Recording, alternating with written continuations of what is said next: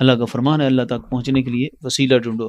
باقی اللہ کی ذات پر کوئی واجب سمجھ کر دعا کرنا وہ منع ہے۔ ان لوگوں نے بڑا دھوکہ دیا، کہا یہ دیکھو یہ ہمارے ائمہ احناف تو مکروہ سمجھتے ہیں وسیلے کے بغیر دعا نہیں کرنی چاہیے، ایسا ہمارا عقیدہ نہیں ہے۔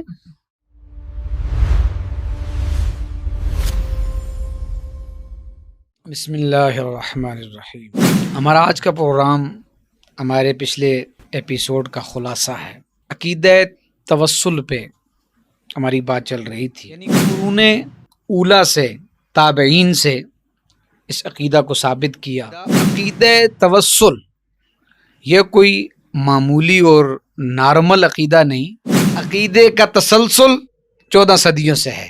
اجماع امت کے لحاظ سے بات کرنی ہے کہ یہ عقیدہ ایسا عقیدہ ہے کہ جس پر پوری امت کا اجماع ہے۔ بلکہ شروع میں تو ساری امت اسی طرح آئی نا، یہ چھوٹے موٹے لوگ اٹھتے رہتے ہیں، ان کی کوئی اہمیت فرقہ ہوتا ہے، فرقہ اصل وہ ہے۔ الحاد کا اتنا شدید دور تھا، بال نے کہا نا وہ ہند میں سرمایہ ملت کا نگہبان، اللہ نے بر وقت کیا جس کو خبر تھا۔ ہر دور میں، ہر صدی میں، پوری امت میں رائج رہا وہی اصل دین ہے کہ وسیلے سے دعا کریں تو سب کے وسیلے سے دعا کرنا بالکل جائز ہے۔ یہ صرف جائز نہیں ہے بلکہ مستحب ہے۔ اگر ان کے نزدیک یہ جائز ہوتا ہی نہ تو وہ نقل کیوں کرتی؟ فقہ کی کتابوں میں نقل کر کے انہوں نے یہ طریقہ سکھایا کہ انبیاء کے ساتھ اور اولیاء کے ساتھ توسل کر کے دعا کرنا یہ سنت ہے۔ کہ خود نے نبی پاک صلی اللہ علیہ وسلم نے دعا مانگی تھی حضرت فاطمہ بنت اسد رضی اللہ تعالیٰ عنہ کے لیے۔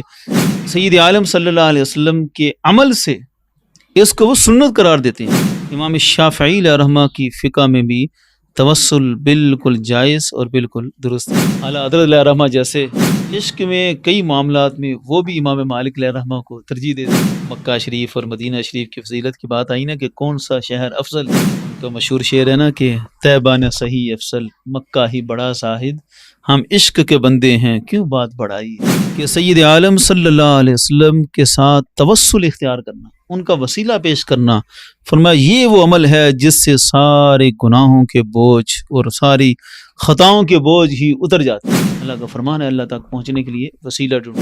چاہو تو قبلہ کی طرف رخ کر لو، چاہو تو حضور کی طرف متوجہ ہو کے وسیلے کے بغیر دعا نہیں کرنی چاہیے، ایسا ہمارا عقیدہ نہیں ہے۔ وسیلہ کے مسئلے میں ہمارے حنفیہ کا موقف کیا ہے، امام اعظم ابو حنیفہ علیہ رحمہ کے مذہب میں کیا ہے کہ کوئی بندہ سید عالم صلی اللہ علیہ وسلم کا وسیلہ پیش کر کے دعا کرتا ہے تو اس میں کوئی حرج نہیں ہے۔ وسیلہ پیش کر کے دعا مانگے، یہ آداب حنفیہ کو سکھائے گئے، کیونکہ حنفیت میں ایک قول ہے جس کو یہ اکثر پیش کر کے اس کا انکار کرتے ہیں۔ ان لوگوں نے بڑا دھوکہ دیا، کہا یہ دیکھو ہمارے ائمہ احناف تو مکروہ سمجھتے تھے بحق الانبیاء کے لفظ سے دعا کرنا، سمجھیں کہ کہنا کہ اللہ پر کوئی حق تھا، اس حق کے وسیلے سے دعا کرنا وہ منع تھا۔ تو ایسا کوئی حق نہیں ہے کسی کا بھی۔ آج بھی اہل سنت قائم ہیں تو اس عقیدے پر قائم ہیں۔ اس لیے آج ہم نے عقیدہ توسل پر ہم نے بات کی۔ اس متعلق ہمارے ناظرین کے ذہن میں، یعنی آپ کے ذہن میں اگر کوئی سوال ہو تو آپ ضرور سوال کیجئے، انشاءاللہ اس کا تسلی بخش آپ کو جواب دیا جائے گا۔ بسم اللہ الرحمن الرحیم۔ السلام علیکم ورحمۃ اللہ وبرکاتہ۔ کیسے ہیں آپ سب؟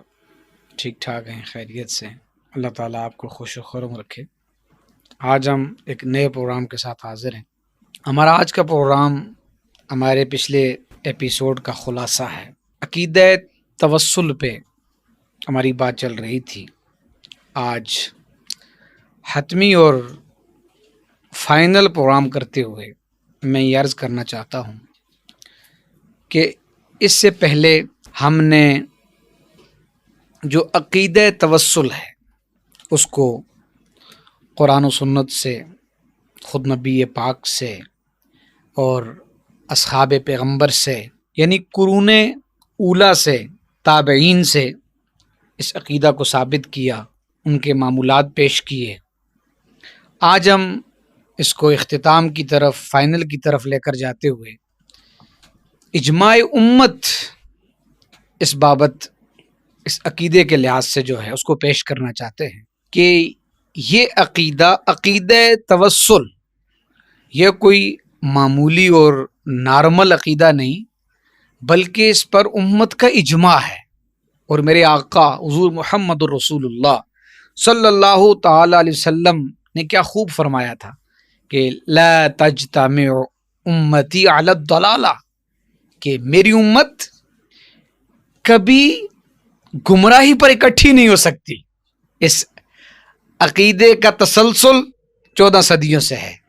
آج ہم نے اجماع امت کے لحاظ سے بات کرنی ہے کہ یہ عقیدہ ایسا عقیدہ ہے کہ جس پر پوری امت کا اجماع ہے، یعنی صحابہ، تابعین، سلف صالحین، ائمہ مجتہدین.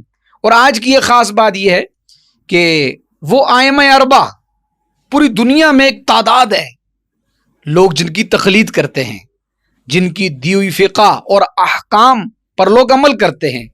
آج ان کی تعلیمات اور ان کی فقہ کی روشنی میں ہم عقیدہ توسل پر بات کرنا چاہتے ہیں. اس موضوع پر بات کرنے کے لیے آپ کی جانی پہچانی شخصیت اور ہمارے اسٹوڈیو کے معروف اسپیکر حضرت علامہ مولانا زاہد محمود نعمانی صاحب ہمارے اسٹوڈیو میں تشریف رکھتے ہیں. ان کی جانب بڑھتے ہیں. السلام علیکم ورحمۃ اللہ وبرکاتہ. وعلیکم السلام ورحمۃ اللہ وبرکاتہ. حضرت کیسے ہیں آپ؟ الحمدللہ، ٹھیک ہے آپ؟ شکر کرم اللہ پاک، الحمدللہ. جیسا کہ تمہید میں آپ نے سن لیا کہ آج ہم عقیدہ توسل اجماع امت کی روشنی میں یہ بالکل اس پر بات کرنا چاہتے ہیں. آپ کیا ارشاد فرماتے ہیں؟ بلکہ اس میں یہ ابتدا میں ایڈ کرتا چلوں کہ جیسا آپ نے کہا نا، ایک تعداد ہے جو اجماع امت اور ائمہ اربعہ کی تقلید میں ہے، بلکہ ایک تعداد تو کیا پوری امت ہے. پوری امت، ہاں، چند ایک چھوٹی سی تعداد کوئی سے ہے یہ جو نہیں ہے. غلط فہمی نہ لے، بلکہ شروع میں تو ساری امت اسی طرح آئی نا. یہ تو درمیان میں آ کر ابن تیمیہ اور اس کے بعد وہ بھی امام احمد بن حنبل کے تابع رہ کر اس نے کیا، اگرچہ ان سے بھی اس نے عقیدے کے لحاظ سے تو ان کی تابع داری نہیں کی، لیکن مطلب یہ ہے کہ ہمیشہ سے امت جو ہے وہ ائمہ اربعہ کی تقلید کو واجب سمجھتی ہے. اس پر بھی اجماع امت ہے. بالکل اجماع. یہ تو آج ایک شرذمہ قلیلہ نکلا ہے، بالکل چھوٹی سی جماعت ہے جو سمجھے کہ 150 سال یا 200 سال پرانی جماعت ہے، ورنہ ائمہ کی تقلید سے بغاوت کا اعلان کسی نے نہیں کیا. دیگر معاملات میں ٹھیک ہے، کئی لوگ تھے جنہوں نے ایک نئی فکر کو لانچ کرنے کی کوشش کی، لیکن واقعتاً امت جو ہے وہ ائمہ اربعہ سے بغاوت اس طرف بڑے بڑے دور گزرے امت میں، لیکن یہ ایسا کبھی نہیں ہوا. یہ چھوٹے موٹے لوگ اٹھتے رہتے ہیں، ان کی کوئی اہمیت نہیں. وہ تو ظاہر حدیث مبارکہ میں پیش گوئی تھی کہ یہ جو امت سے ہٹ کر چلے گا تو وہی فرقہ ہوتا ہے. فرقہ اصل وہ ہے، باقی ساری امت ایک جماعت ہے. خیر وہ ایک الگ موضوع ہے، اس کو کسی وقت لے کر چلیں گے انشاءاللہ کہ اجماع کیا ہے اور اجماع کا تسلسل کیا ہے، اجماع کی حجت کیا ہے، اور اجماع کے متعلق اور اجماع امت کے مطابق عقیدہ کس کا رہا ہے اور کس نے آ کر نئی راہیں نکالی ہیں، یہ ہم انشاءاللہ اپنے وقت میں بیان کریں گے انشاءاللہ.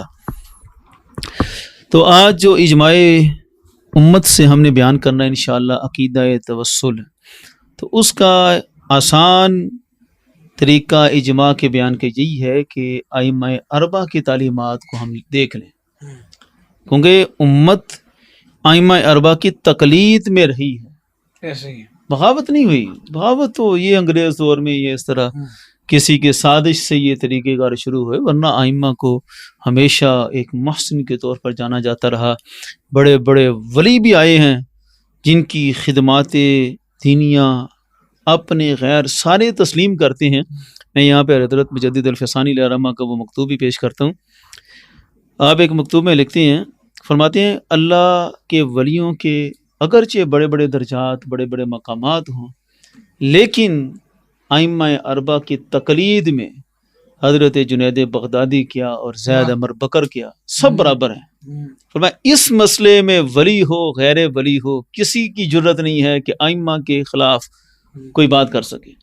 فرمایا جس طرح ایک عام مسلمان پر امام کی تقلید واجب ہے، اسی طرح سید الطائفہ جنید بغدادی جیسوں پر بھی امام کی تقلید واجب ہے.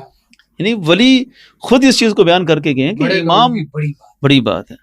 اب حضرت مجدد الفسانی علیہ رحمہ، ان کی بات کی اتنی اہمیت ہے کہ سارے تسلیم کرتے ہیں، اگرچہ جو ولیوں کے منکر ہیں لیکن انہیں بھی ماننا پڑتا ہے کہ ان کی خدمات دینیہ، وہ جو دین اکبری تھا، الحاد کا اتنا شدید دور تھا، اس کا مقابلہ کر کے دکھایا تو حضرت مجدد الفسانی علیہ الرحمہ نے کر کے دکھایا۔ اقبال نے کہا نا وہ ہند میں سرمایہ ملت کا نگہبان، اللہ نے بر وقت کیا جس کو خبر تھا، کہ ہند میں سرمایہ ملت اگر بچا ہے تو اس مرد قلندر کی برکت سے بچا ہے۔ خیر یہ تھوڑی سی تمہید تھی، انشاءاللہ اس پر بھی ہم کبھی مکمل گفتگو کریں گے۔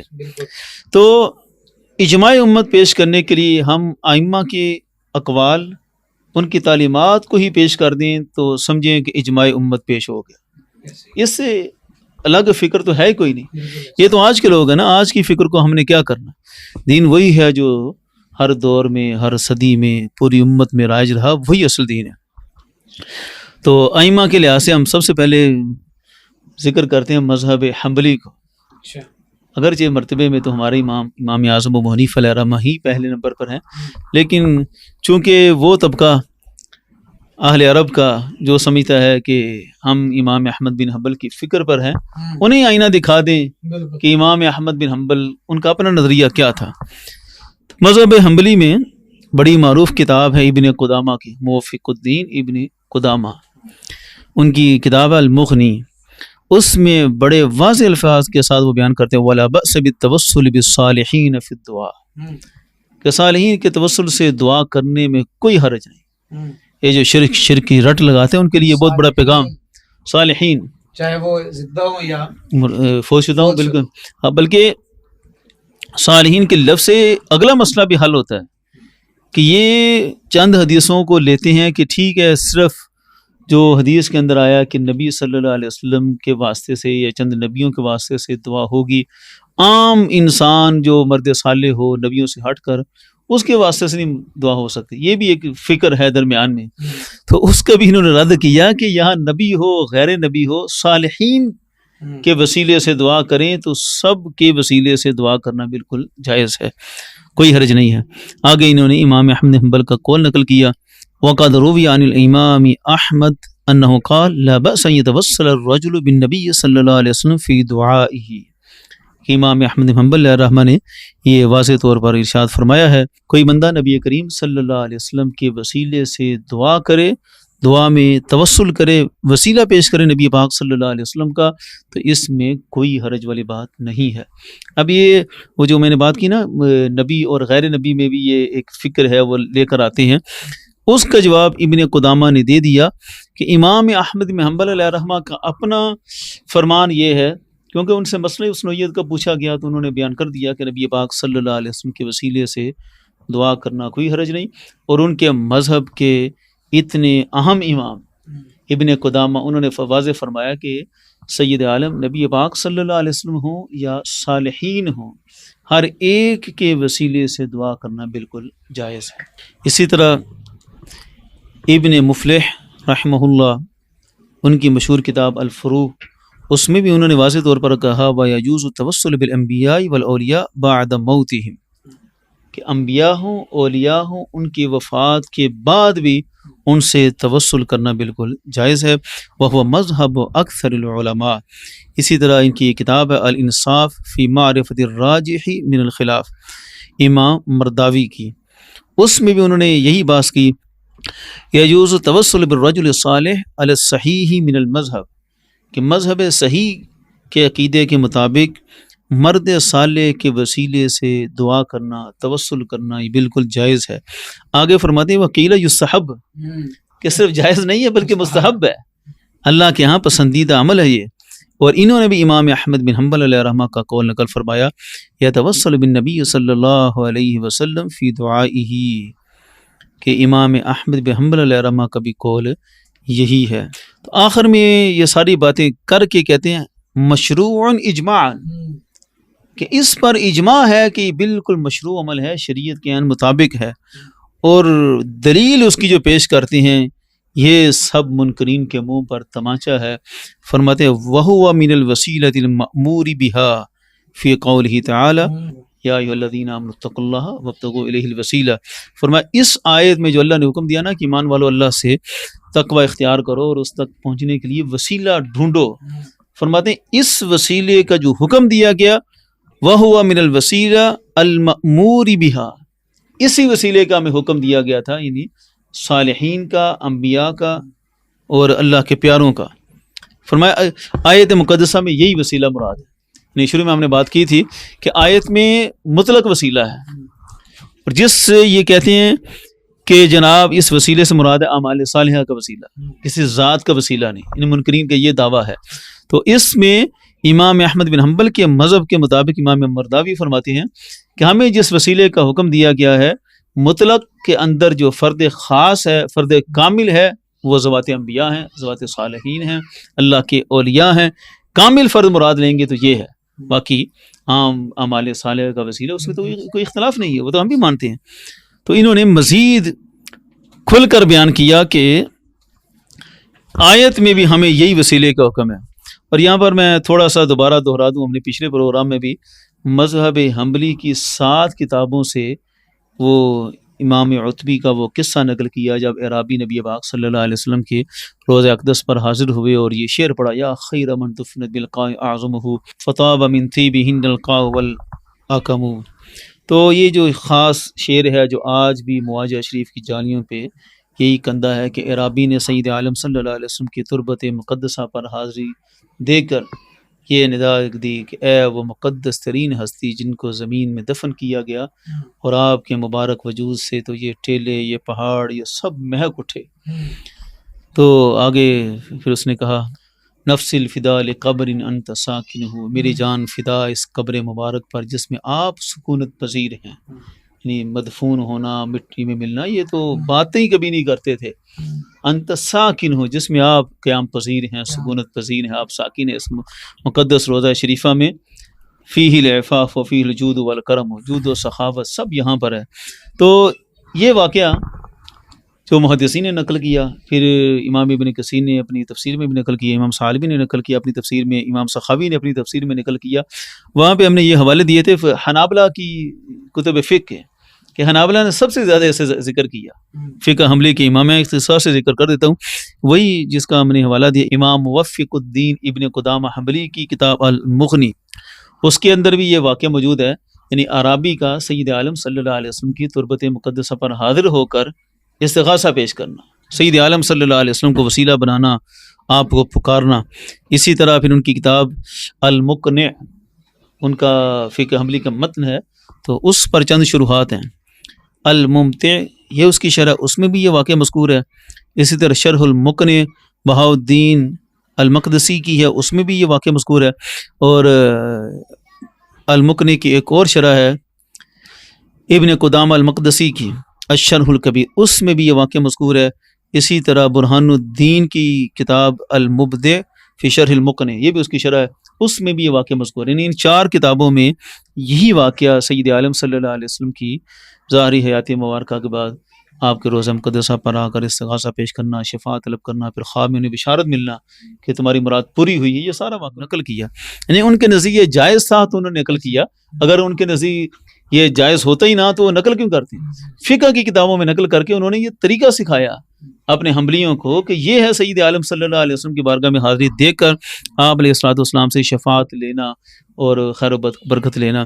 اسی طرح ان کی کتاب کشاف القناع عن الاقناع، اس میں بھی یہی واقعہ مذکور ہے۔ الغرض یہ فقہ حنبلی کی کتابیں ہیں جن میں یہ واقعہ تفصیل کے ساتھ آیا۔ اب ہم ذرا بات کرتے ہیں فقہ شافعی کی۔ حضرت امام شافعی علیہ رحمہ ان کی فقہ کے بڑے مشہور امام ہوئے امام نووی، اور ان کی کتاب سے پیچھے بھی ہم نے حوالے دیے، الاذکار جو ان کی معروف کتاب ہے، اس میں بھی انہوں نے وہی واقعہ نقل کیا، عرابی والا واقعہ جو سید عالم صلی اللہ امام شافعی علیہ رحمہ کے مذہب کے سمجھے کہ بہت بڑے امام امام نووی، یا خیر من دفن بالقاء اعظمہ، اس میں امام نووی نے واقعہ ذکر کیا۔ اور امام نووی کی ہی ایک کتاب ہے المنہاج، منہاج طالبین کے نام سے ہے، تو المنہاج اس کی شرح لکھی امام شربینی نے، مغنی المحتاج الی معرفت معانی الفاظ المنہاج۔ اس میں واضح طور پر مذہب شافعی کا عقیدہ بیان کرتے ہیں۔ فرماتے ہیں وَيَسُنُّ التَّوَسُّلُ بِالْأَنْبِيَاءِ وَالْأَوْلِيَاءِ فِي الدُّعَاء، کہ انبیاء کے ساتھ اور اولیاء کے ساتھ توسل کر کے دعا کرنا یہ سنت ہے۔ اس کو وہ سنت قرار دیتے ہیں.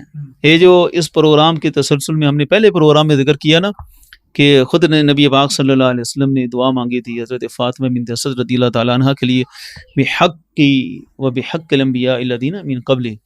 تو سید عالم صلی اللہ علیہ وسلم کے عمل سے اس کو وہ سنت قرار دیتے ہیں کہ بالکل سنت ہے، اور دوسرا معنی یہ کہ سنت سے ثابت ہے. ان کے نزدیک واضح ہے کہ توسل سے، وسیلے سے دعا کرنا بالکل سنت سے ثابت ہے. اور باقاعدہ پھر حدیث پیش کرتے ہیں قول نبی صلی اللہ علیہ وسلم العامہ اللہم انی اسألک وتوجہ الیک بنبیک محمد صلی اللہ علیہ وسلم. یہ حضرت عثمان بن حنیف رضی اللہ تعالیٰ عنہ والا واقعہ جو سید عالم صلی اللہ علیہ وسلم انہوں نے سکھایا تھا. اب یہ آپ اسکین لگا دیجیے گا، یہ تفصیل ہم نے پہلے پارٹ میں ساری ذکر کر دی تھی. تو اس حدیث کا جو تفصیلی مفہوم ہے اور تفصیلی اس پر کلام ہے وہ آپ پہلے پارٹ میں ناظرین ہمارے دیکھ سکتے ہیں. وہاں ہم نے اللہ کے فضل سے تمام دلائل کے ساتھ اس حدیث کو ثابت کیا اور سارے اس کے حوالہ جات بھی پیش کر دیے. اسی طرح امام نووی علیہ رحمہ اپنی کتاب الاذکار کے اندر یہ ذکر کرتے ہیں وَيَتَوَسَّلُونَ بِالصَّالِحِينَ فَيَدْعُونَ عَلَى أَيْدِيهِمْ.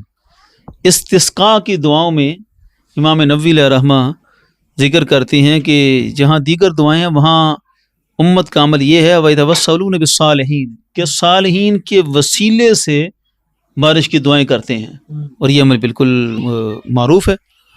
وَهَذَا هُوَ الْمَشْهُورُ، یعنی اس کو وہ بالکل مشہور عمل قرار دے کے فرماتے ہیں کہ یہ بھی بالکل عمل درست ہے. الغرض امام شافعی علیہ رحمہ کی فقہ میں بھی توسل بالکل جائز اور بالکل درست ہے. امام نووی علیہ رحمہ نبی کریم صلی اللہ علیہ وسلم کی زیارت کے جب آداب سکھاتے ہیں کتاب الاذکار کے اندر ہی، وہاں بھی یہی بیان فرماتے ہیں ثم يرجع الى موقفه الاول قبالة وجه رسول الله صلی اللہ علیہ وسلم فيتوسل به في حق نفسه ويتشفع به الى ربه سبحانہ وتعالی کہ بندہ سید عالم صلی اللہ علیہ وسلم کے مواجہ شریف کی طرف رخ کر کے کھڑا ہو جائے اور پھر نبی پاک صلی اللہ علیہ وسلم کی توسل سے اپنے حق میں دعا کرے اور ان سے شفاعت طلب کرے اللہ رب العزت کی بارگاہ میں.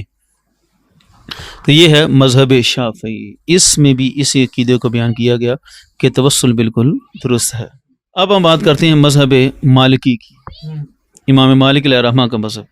یہ تو ویسے ہی بڑا مزیدار موضوع ہے. امام مالک علیہ رحمہ اعلیٰ حضرت علیہ رحمہ جیسے اتنے پکے حنفی اور پھر عاشق رسول بھی، عشق میں کئی معاملات میں وہ بھی امام مالک علیہ رحمہ کو ترجیح دے دیتے ہیں. ایسے تو حنفیت میں آپ بہت مضبوط اور بالکل بھی ادھر ادھر ہلنے نہیں دیتے، لیکن ایک دو موضوعات آئے نا تو اعلیٰ حضرت فرماتے ہیں یہاں مجھے امام مالک کا مذہب پسند ہے. مکہ شریف اور مدینہ شریف کی فضیلت کی بات آئی نا کہ کون سا شہر افضل ہے، تو ہمارے امام اعظم ابو حنیفہ علیہ رحمہ کے ہاں مکہ شریف افضل ہے، اور امام مالک علیہ رحمہ کے ہاں مدینہ شریف افضل ہے. تو یہاں اعلیٰ حضرت بھی کہتے ہیں کہ یہاں مجھے امام مالک کا مذہب پسند ہے. عشق میں ان کا ایک اپنا انداز ہے. یعنی اس طرح عشق کے معاملات میں کئی دفعہ اعلیٰ حضرت علیہ رحمہ امام مالک علیہ رحمہ کو ترجیح دیتے ہیں. ان کا مشہور شعر ہے نا کہ طیبہ نے صحیح افضل مکہ ہی بڑا زاہد، ہم عشق کے بندے ہیں کیوں بات بڑھائی ہے. تو یہ عشق کی بات ہے، تو وہاں ہمیں فرماتے امام مالک کا مذہب پسند ہے. حضرت امام مالک علیہ رحمہ ان کے مذہب میں کیا ہے؟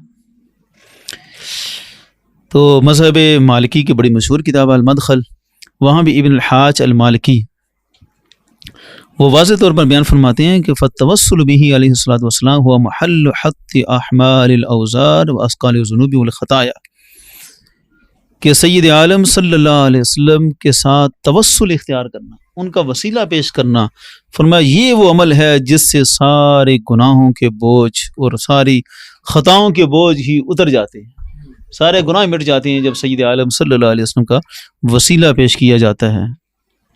تو یہ ساری بات کر کے آگے کہتے ہیں وَمَنْ اعْتَقَدَ خِلَافَ هَذَا فَهُوَ الْمَحْرُومُ، کہتے ہیں جس کو اس پر اعتقاد نہیں ہے وہ خود ہی محروم ہے، ہم نے اس سے کیا کہنا ہے.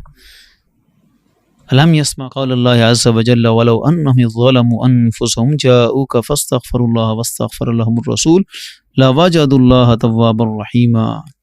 وہی بات یہ وہ پیش کرتے ہیں کہ سید عالم صلی اللہ علیہ وسلم کی بارگاہ میں ہمیں جانے کا حکم ہے.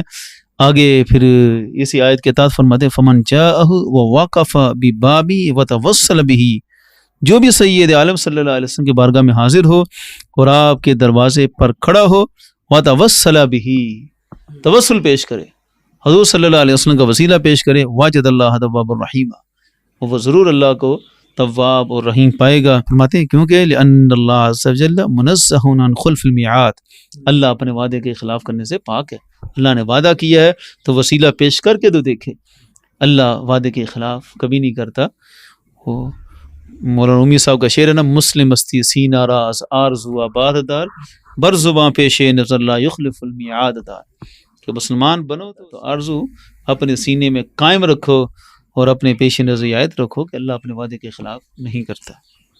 اسی طرح فقہ مالکی کی ایک اور کتاب ہے الفواقہ، تو اس میں بھی یہ ہے وَيُسْتَحَبُّ التَّوَسُّلُ بِالْأَنْبِيَاءِ وَالْأَوْلِيَاءِ فِي الدُّعَاء، کہ نبیوں کے ساتھ اور ولیوں کے ساتھ توسل اختیار کرنا یہ مستحب عمل ہے. لِقَوْلِهِ تَعَالَى وَابْتَغُوا إِلَيْهِ الْوَسِيلَةَ، اللہ کا فرمان ہے اللہ تک پہنچنے کے لیے وسیلہ ڈھونڈو. ان کا بھی نظریہ یہی ہے کہ اس وسیلہ سے مراد ہے ذوات صالحین کا وسیلہ، اللہ کے پیاروں کا وسیلہ. آگے ساتھ کہتے ہیں وَلِفِعْلِ صحابہ، اللہ تعالیٰ کا فرمان ہے اور صحابہ کا فعل بھی اسی طرح ہے. اب فقہ مالکی کی بڑی مشہور کتاب الشفاء بتعریف حقوق المصطفیٰ، امام قاضی ایاز مالکی علیہ رحمہ کی بڑی مشہور کتاب ہے. اس میں تو انہوں نے سارے نچوڑ نکال کے رکھ دیے نا اس مسئلے میں.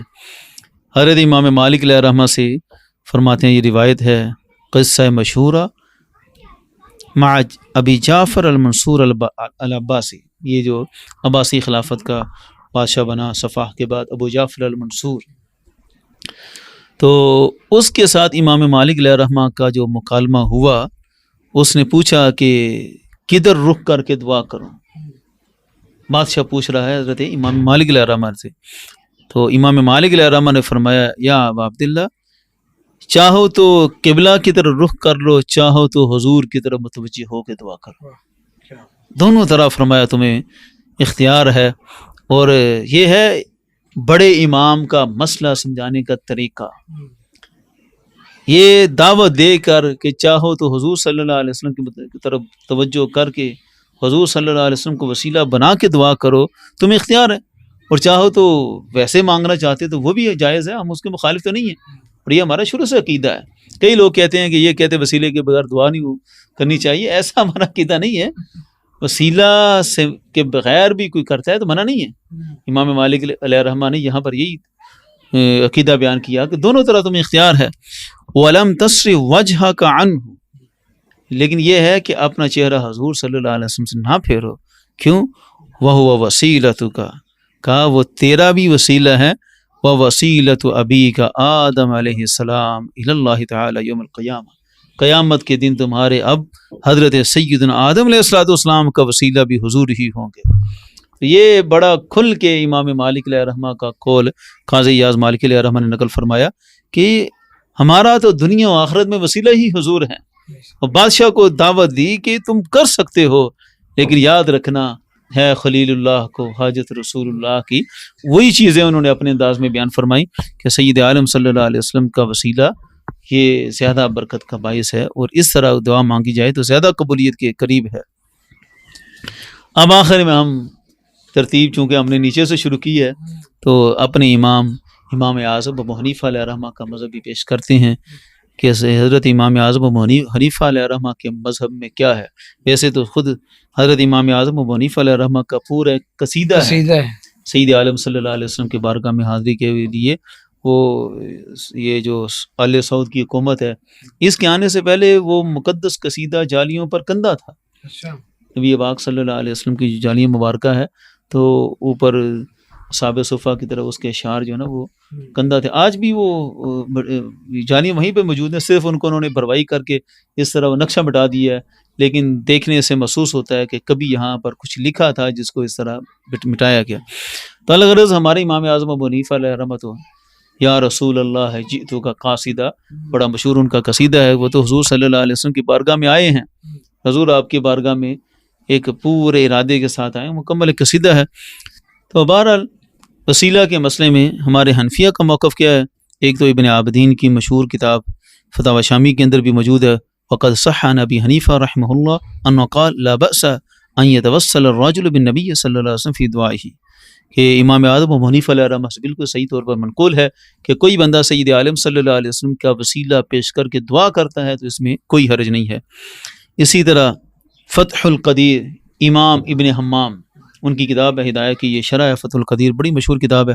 اس میں یہ ہے یعنی روضہ شریفہ مدینہ شریف کی حاضری کے آداب میں ہے، ثم یقول فی موقفی السلام علیکم یا رسول اللہ ویسأل اللہ تعالی حاجتہ متوسلا الی اللہ بحضرت نبیہ علیہ الصلوۃ والسلام. وہاں بھی یہی طریقہ بیان کیا کہ اللہ سے اپنی حاجت طلب کرے متوسلا الی اللہ بحضرت نبیہ، کہ نبی پاک صلی اللہ علیہ وسلم کی بارگاہ کا وسیلہ پیش کر کے دعا مانگے. یہ آداب حنفیہ کو سکھائے گئے مدینہ شریف حاضری کے.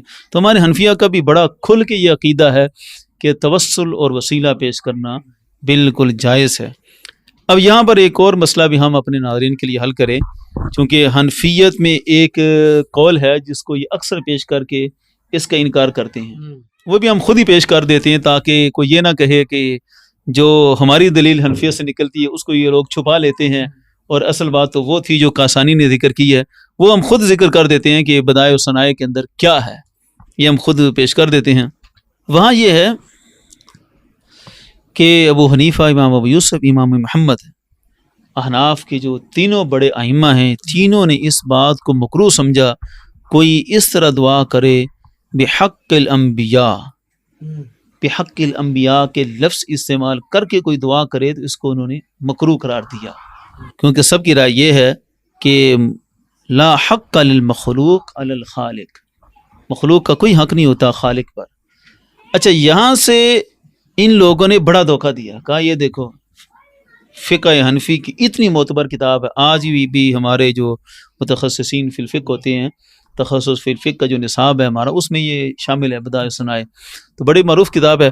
اس میں واضح طور پر یہ قول موجود ہے کہ ہمارے ائمہ احناف تو مکروہ سمجھتے تھے بحق الانبیاء کے لفظ سے دعا کرنا، لیکن آگے جو اس کی علت بیان کی ہے اس کو کسی نے نہیں لیا کہ مکروہ کیوں سمجھتے تھے. مکروہ اس لیے سمجھتے تھے کہ یہ سمجھنا کہ شاید اللہ کے نبی کا کوئی حق بنتا ہے، اس حق کو اللہ کی ذات کے اوپر سمجھیں کہ کہنا کہ اللہ پر کوئی حق تھا، اس حق کے وسیلے سے دعا کرنا وہ منع تھا. باقی کسی مقدس ہستی کی شان و عظمت جو اللہ کے ہاں ہے اس کو وسیلہ بنا کے پیش کرنا، اس کے لیے کبھی کسی نے کراہت کا قول نہیں کیا. یہ جو ہمارا عمومی عقیدہ ہے نا کہ اللہ پر کچھ بھی واجب نہیں ہے. حق کا مطلب یہاں پر جو ائمہ نے ذکر کیا وہ یہ ہے کہ بندہ یہ سمجھے کہ شاید اللہ کی ذات پر میرا کوئی حق بنتا ہے، تو ایسا کوئی حق نہیں ہے کسی کا بھی، چاہے اللہ کے نبی ہوں، انبیاء ہوں، اللہ کی ذات پر کچھ بھی واجب نہیں ہے، یہ محض فضل الہی ہے. تو اس چیز کو بدائع ثنائے کے اندر امام کاسانی نے بیان کیا تھا کہ اس طرح نہ کوئی دعا مانگے، اور اس میں یہی وضاحت جو ہے وہ قابل قبول ہے. ورنہ تو دوسری طرف حدیث مبارکہ میں سید عالم صلی اللہ علیہ وسلم کی اپنی دعا ہے بحق کی، کہ میرے حق سے، تو وہ حق سے مراد ہے اللہ کی بارگاہ میں جو اللہ کے پیاروں کا مقام و مرتبہ ہے، اس کے وسیلے سے دعا. باقی اللہ کی ذات پر کوئی واجب سمجھ کر دعا کرنا وہ منع ہے. تو لہذا ہمارے حنفیہ کا قول بھی یہی ہے، اور ویسے بھی دیگر کتابوں میں تو کھل کے موجود ہیں. ایک کتاب میں یہ بات ہے اور وہ بھی اس تعویل کے ساتھ. باقی فتح القدیر کے اندر امام ابن حمام نے کھل کر بیان کیا، امام شامی نے کھل کر بیان کیا کہ توسل پیش کر کے دعا کرنا یہ بالکل جائز ہے، معروف ہے. اب یہ اللہ کے فضل سے ہم نے سارا پیش کر دیا ائمہ اربعہ کا عقیدہ، اور اللہ کے فضل سے ائمہ اربعہ نے جو عقیدہ بیان کیا آج بھی اہل سنت قائم ہیں، تو اس عقیدے پر قائم ہیں الحمدللہ، ہم اجماع سے ہٹے ہوئے نہیں ہیں. بہت شکریہ حضرت، آپ نے تفصیل کے ساتھ اجماع امت اور بالخصوص ائمہ اربعہ کی تعلیمات اور ان کی فقہ کی روشنی میں اس موضوع پر آپ نے گفتگو کی. اللہ تعالیٰ آپ کے علم، عمر، زہد، تقویٰ میں مزید اضافہ فرمائے. محترم ناظرین، آپ نے یقیناً یہ جتنی گفتگو ہوئی اس پر مزید بھی گفتگو کی جا سکتی ہے. ہر صدی کے سلف صالحین، ائمہ مجتہدین، بزرگ، علماء، فقہا، ان کے اقوال اور ان کی تعلیمات سے اس عقیدہ توسل پر بات کی جا سکتی ہے، لیکن چونکہ جو وقت کا اختصار ہے وہ ہمارے پیش نظر رہتا ہے، اس لیے آج ہم نے اجماع امت بالخصوص ائمہ اربعہ ان کی تعلیمات اور فقہ کی روشنی میں عقیدہ توسل پر ہم نے بات کی. اس کے بعد ہم اگلے ایپیسوڈز میں استمداد یعنی اللہ تبارک و تعالیٰ کے بندوں کو پکارنا، صالحین نیکوں کو پکارنا، اس پہ ہم بات کریں گے۔ پچھلا جو ہمارا موضوع بیان ہوا عقیدہ توسل، اور آئندہ جو بیان ہوگا استمداد۔ اس متعلق ہمارے ناظرین کے ذہن میں یعنی آپ کے ذہن میں اگر کوئی سوال ہو تو آپ ضرور سوال کیجئے، انشاءاللہ اس کا تسلی بخش آپ کو جواب دیا جائے گا۔ اور مزید آپ سے یہ گزارش ہے، دیگر جن موضوعات پر آپ گفتگو سننا چاہتے ہیں وہ موضوعات بھی آپ کمنٹ سیکشن میں ضرور لکھیں تاکہ ان موضوعات کو بھی ہم اپنے پروگرام کا حصہ بنائیں۔